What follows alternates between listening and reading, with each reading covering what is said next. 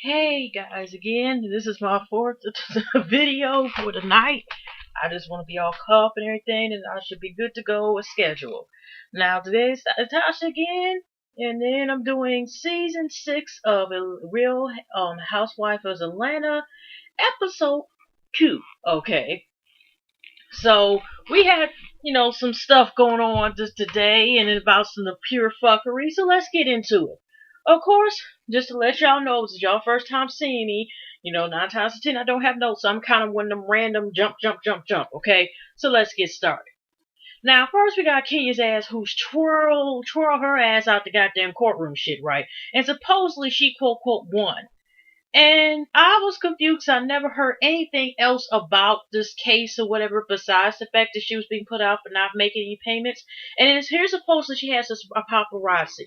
Now you got these three men. There's a 9 times chance either she just paid them a couple bucks and they're desperate for a story, or maybe actors that could be from Bravo, or in my guess they can also be from broadcasting or community arts for some college, and they're doing some type of internship. And this was just to get them some exposure. Okay, so she wants to sit here and say supposedly she won, whether she does or not. Who fucking cares? Okay, next.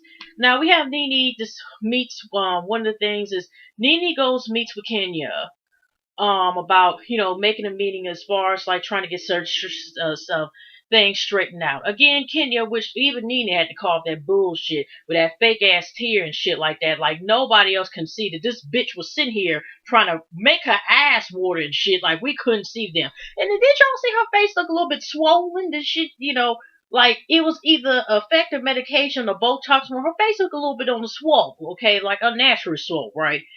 And again, here she wants sympathy from Nene and stuff like that. And this whole bullshit thing is, number one, again, it was not her wedding. It was Nene's wedding. So how the fuck can she sit here and basically decide who the fuck comes to Nene was a second of all, what fucking ex? Bitch, that was a renter man, okay? And you obviously just sat there and said, I won't be in the show, blah, blah, blah. I think they didn't go past even just a goddamn kiss and shit on the goddamn show, stuff like that. Like I said, he likes his women, just barely, just turn 21 at midnight, okay, type of chicks. Okay, so this whole bullshit ass thing of thinking like Nene betrayed and brought her ex out, it's like I said, like Nene said, I've been in a couple of, been in places where a couple of my exes are the same room. You just twirl around, just keep on moving. This whole bullshit of thinking like people owe her and shit like that. She's one of the bitches that basically just stab people and then tries to play victim at the same time as she was the one being stabbed. Or try to see here and just erase whatever the fuck she says, even though it's recorded or people have, other proof, okay? Pictures, and audio and all. So, Portia also, slowly is trying to slide to her mom, basically to stay with her, since, the lockout and shit like that. So she grabbed what she could grab, and now she's going to be staying in her mom's house. And of course, this is the drag on section about Corey, because they're going to make sure, Corey, whatever the fuck his name is. Okay, bitch. Okay. From what I hear before as well, I didn't look at the interview that he's trying to save face, but I noticed he was trying to say that he's not the one who put it on Twitter. He was basically saying that somebody else had put it on Twitter, but still the same thing is the whole thing of locking out the house. If he divorced her just on the fact it's because she was doing like most humans do, they change and didn't willing to work it out over the course of so many minimum amount of months. I'm just saying his story still seems full of shit too. I mean, we're not there, but he still seems to be full of shit. Okay, and I'm not taking her side. It's just his explanation to try and clear everything up. For what I hear, it's just whatever. So she's gonna say to mom, and here's what they sitting here letting the audience know, since she ain't gonna. The people don't know. Yeah, you lived in this house in the car, but basically, he was speeding a dream like he was always gonna give her allowance. But she was one of those people like just for show. She only had a car, she only had a house, but he controlled her to the point that she never had actually any money on her majority of the time, and I had to ask mom, her mom a lot of times for money just to, whatever. So, but like I said, for him to divorce her just because Coco supposedly she changed or wanted to be independent and she was supposed to be a housewife, whatever. Now he's the one who sat there, which we all know last season, who told her like either you're gonna be a wife or a career. You can't have both. Okay, so he had gave her that choice, and that's his own words. Unless they do some solid, heavy editing when he said that shit, that came from his own motherfucking mouth. So that's also Jay. Now we also one of the things we notice is Phaedra and Apollo. You can clearly see the frustration and shit like that. And also, I was kind of disturbed by the scene of her having the baby, the little older baby, and what Adrian, I think his name is called, other baby, address him called Mr. President. Well, Phaedra's a little bit delusional. My goodness. Okay, but I mean, it's like, why are you sitting here trying to have your kids called and say, yeah, if we aspire to be the children, be the best and be all you can be and stuff like that and shit. But don't be sitting here and having your kids sitting here and putting like, this, like the kings and princesses and all this shit, because that's getting the kingdoms and all this other stuff. That sounds like some other people like Mama D, okay, ish and slash Duchess, if you know what I mean. That's also VH1 delusional talk that's starting to sound. So, you got Apollo, you could tell is some tension. He's on his way to work, I guess. Phaedra's like, tired because here she basically watches babies, she's going to school and dragging gorillas. And they seem to be, you could tell some conflict because here, I think one of Phaedra's friends is up there talking about, how he's doing a good job since they're doing still a lot of renovating in their new house. And he's like, well, that's better when I get whatever. And I think even when Fred talking, he was having a big ass smile on his face when they were discussing something. And he seemed to be focused on the text message. Now, who in the world is texting Apollo that he's tuning out everybody and the text messages are so important? Are they from the job? Or he's about to get a blow job? I'm just saying, we don't know where the fuck else is coming from. So, he's up here, she just saying he wants to do a good job, and it's all this conflict supposedly about how to have this house this way, that's way. It's some other deeper shit, Like I said,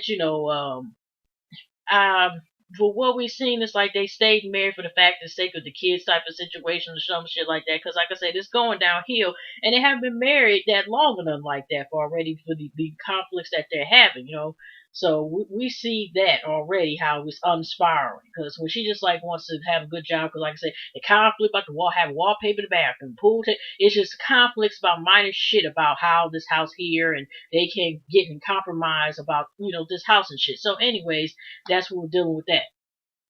So, another part, just to get the Portia part out the way real quick, we have where the lawyers call, where her lawyer calls, because she was supposed to go back over there, and the mom states that she wants her, to have, police escort her so she can make sure, because she don't want her daughter to be in the same house with this. Like I said, they making sure he's thrown out of the bus, and just, not to say, I do believe he's a true asshole, but maybe adding a couple more things instead of like, fuck it, since he did what he did to my baby, I'm coming for his ass.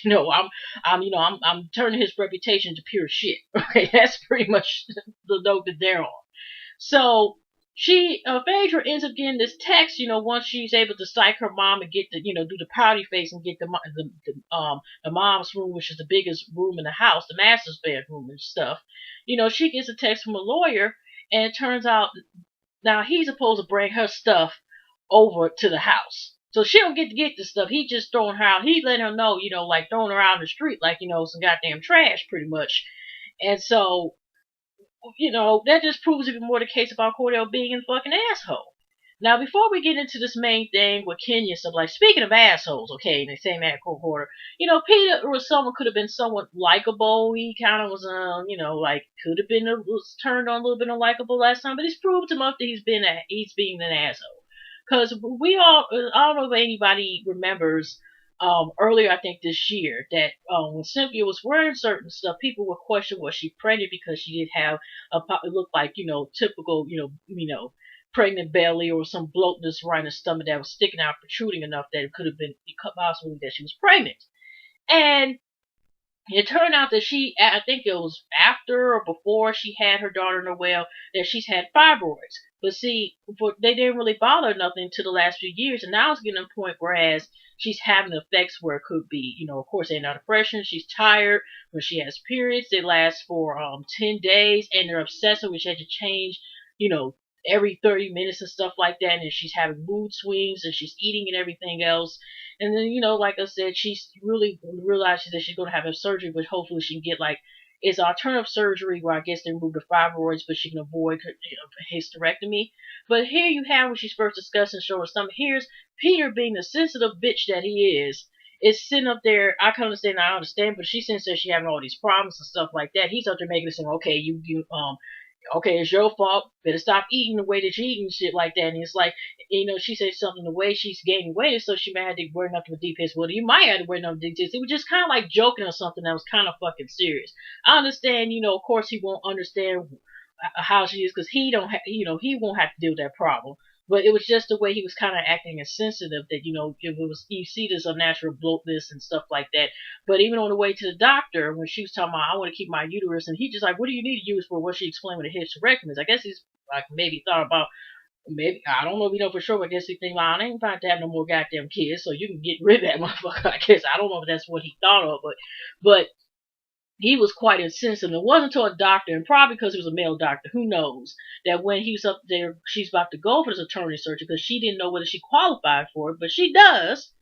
Then all of a sudden, oh, I understand what's going on with her because he's up here just kept on brushing it off as if she's just doing this because, she's out of control because she chooses to be out of control. You know what I mean? But they, like I said, now if he had some problems with his, with a health issue and has something where it caused both have problems or, digestion, he'll be sitting here wanting Cynthia to have his back and be mad as fuck if she sat there and, came at anyway like the way he did her. That wasn't fucking funny, okay? And then he's smacking her. It just like his way of support was really just like teasing and making fun of her from having that condition. You know what I mean? That was some bullshit. So as far as we know, Cynthia's supposed to have the surgery in the next episode. So we got one of the two biggest issues coming up is we're gonna start with the whole Kenya thing. Now but before they have this meeting at Candy's house before, I think, right or before or after Cynthia's supposed to go for this, upcoming doctor's appointment to try to get some sort of surgery. Cynthia's meeting and Portia with her new pixie wig. I am new woman. Look, I am fabulous and I am fierce. Pixie hairstyle, and you got Phaedra coming in later.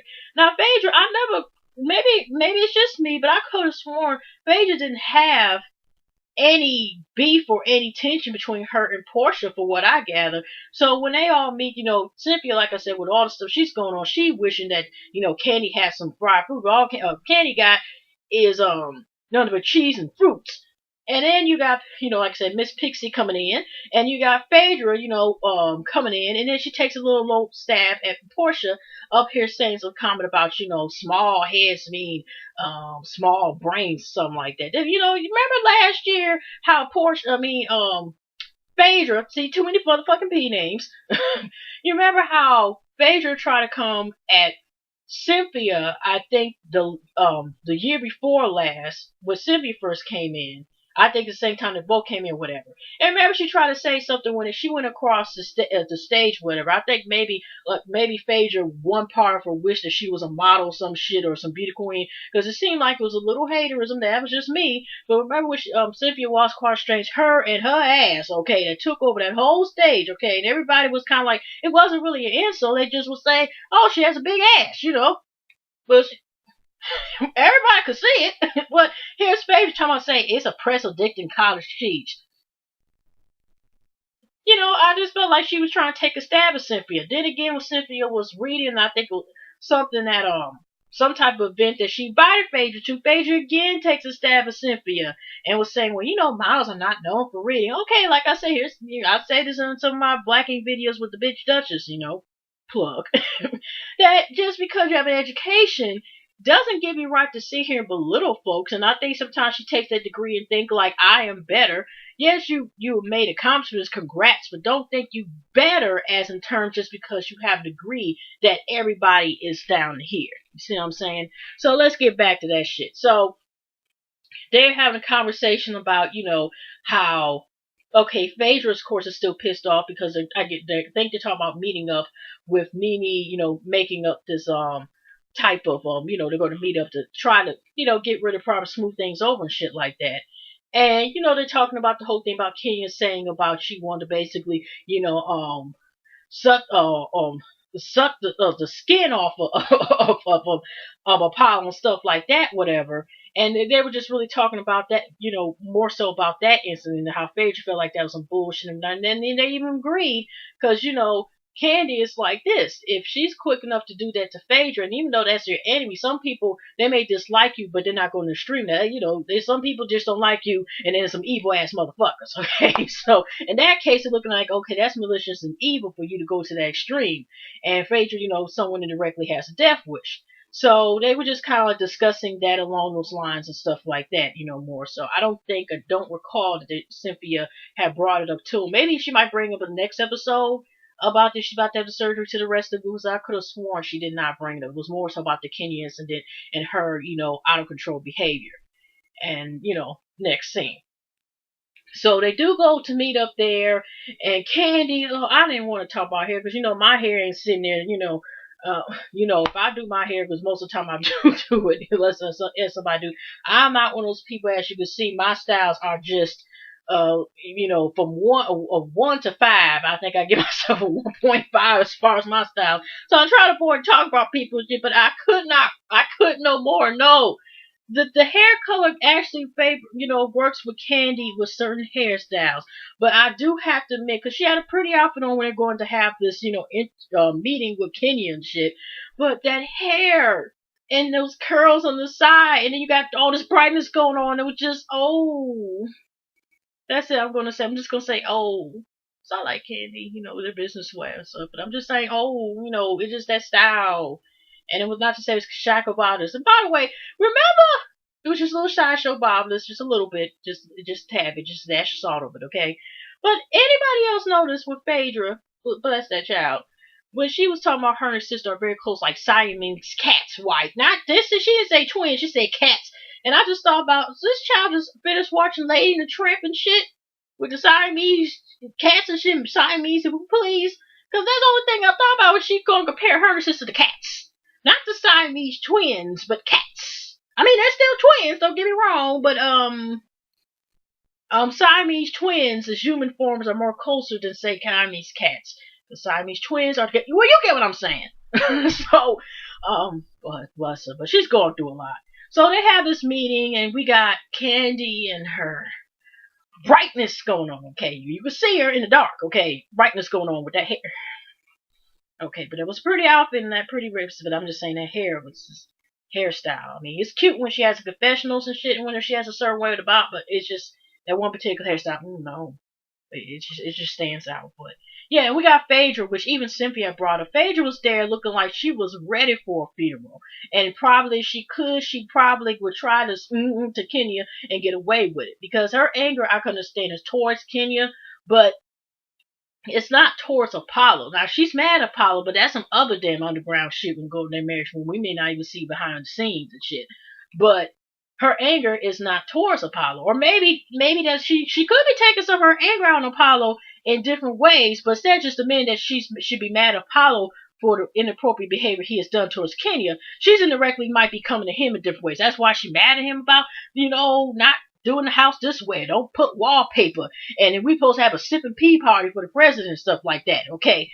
I said pee when shit. It's late night. I meant to say tea. But y'all get what I'm saying. But I'm just saying is she could be taking her anger instead of just admitting the truth that she is angry, but refuse to admit the truth that she is. She just indirectly coming at him. You see what I'm saying? So they all having a talk in Kenya. Oh my gosh, this bitch was denied. And like I said, consider also she has this long career of film, video, and technology these days. Then you can find almost damn near everything, okay, on the net, good or bad. So that means when she's sitting here denying, which obviously she didn't take, just this now thing.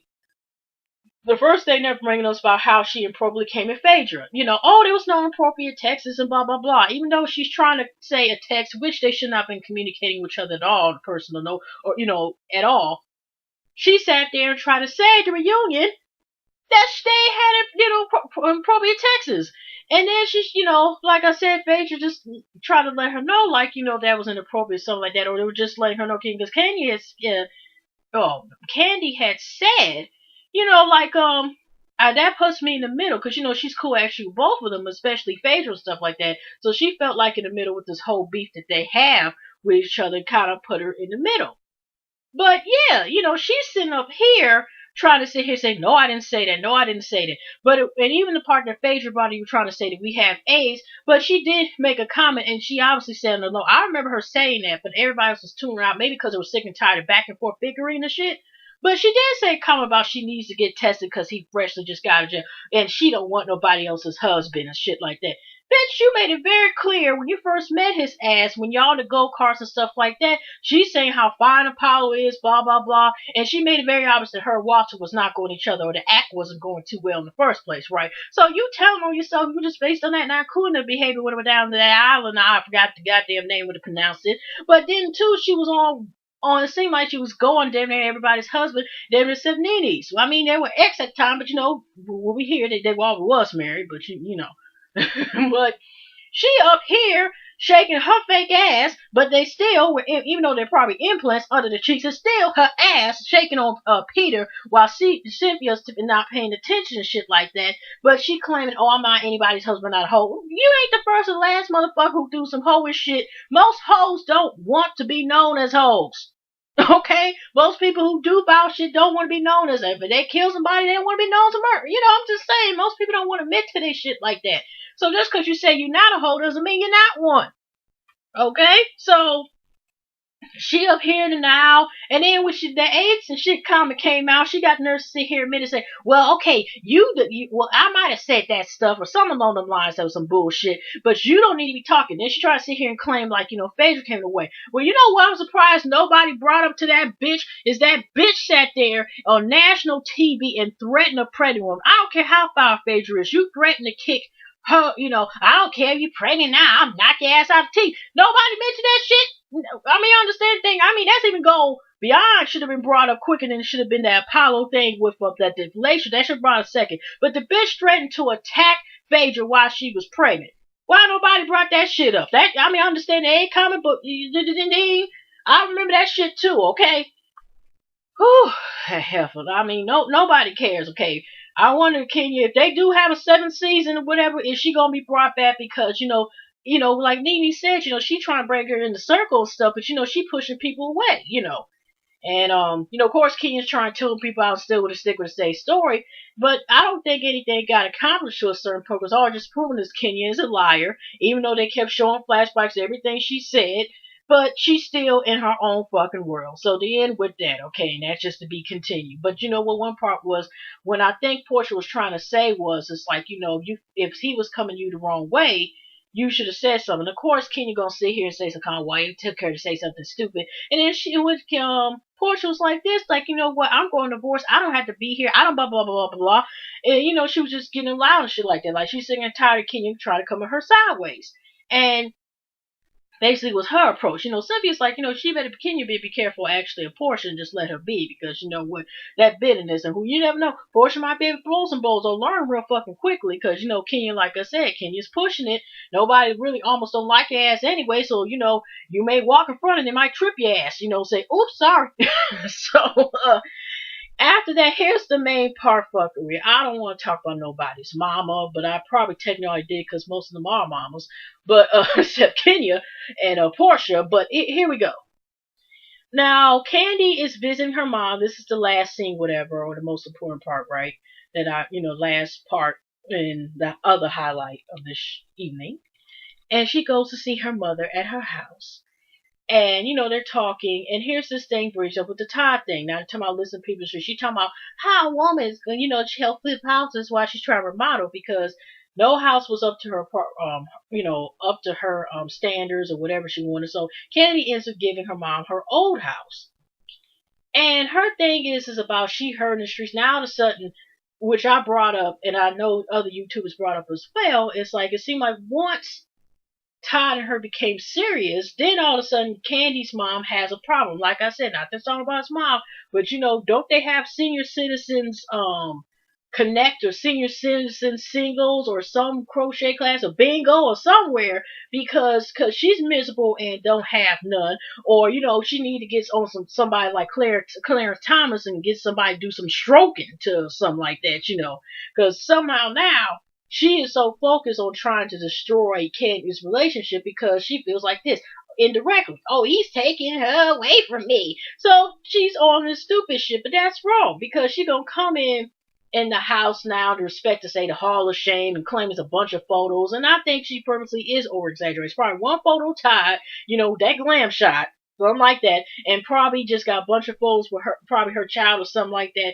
And she's sitting here trying to say it's a Hall of Shame, and she's trying to sit here and justify is, oh, he's supposed to be disrespected because, for one thing, that's supposed to be Candy's house. And remember, Candy had reminded us over and over again that they paid cash, okay? And their first baby, the one named that Kim stole, was in cash. So she's sitting up here now, trying to justify, well, it's with your money. He doesn't pay this. It's like, here's Candyman saying, yes, he does pay money. She don't know what the heck he pays for. And I do believe, like I said, because she has some, Candy's mom has some issues her own self, and because she ain't got nobody, I bet, like I said, somebody was stroking to her and shit, and stroking her the right way, she would shut the fuck up in a heartbeat, okay? She'd be like, kids, she'll be playing out the way and give her away if she had some damn platinum dick, okay? So, let's be for real, because, Joyce seems like one of the people, like, you just, bang bang her, the right dude, get her the right way, and stuff like that. She'll be straight, but you could tell it's some bitterness and some separation issues. So it got to the point where she up there trying to tell Kenny everything like he don't pay no bills and I want to see you happy. That's indirect code. I want to see you alone like me, and that will make me happy. That's what the fuck she really wanted to say. Okay, and Kenny just feel like this, like he's happy, he does have a good job. Now all of a sudden, first you want her to say he ain't got enough money, but then you wanted to say that you want her to get a fireman and policeman. And Todd makes more money than that, but like I said, she's gonna have a problem with anybody Candy has any man that Candy's with. And we already shown that the guy rest his soul, the AJ situation.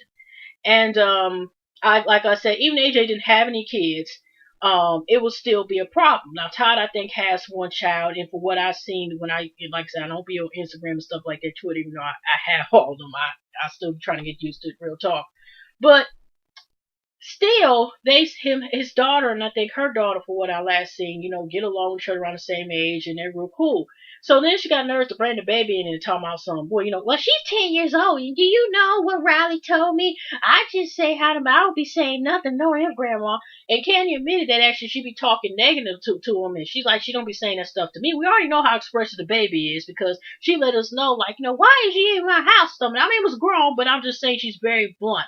So I wouldn't be surprised considering Candy's mother's behavior and her issues.